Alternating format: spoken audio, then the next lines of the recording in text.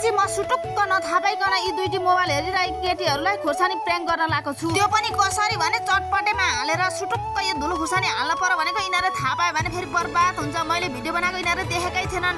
यो अकबरे खुर्सानी पनि एक मुठी काटेर हालिदिएँ।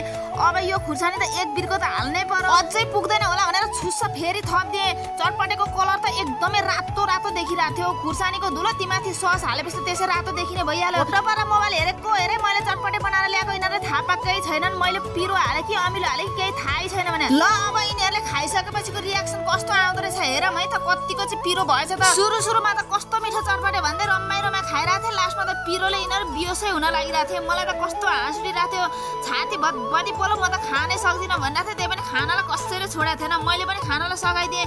लास्टमा मैले प्र्याङ्क गरेको तिमीहरूलाई धुलो खुर्सानी हालेर चटपटे खुवाइदिएँ आज भनेको यिनीहरू छक्क परे एकछिन त। आछु यस्तो जाडोको बेलामा यो चिसो पानीले भाँडा धुनु भन्दा त टपरमा खाना बेस होला हो। आजलाई यति नै, भिडियोलाई लाइक गरी च्यानललाई सब्स्क्राइब गरेर अल नोटिफिकेसन दबाउन नभुल्नु होला। इन्टु भाइ, राधे राधे।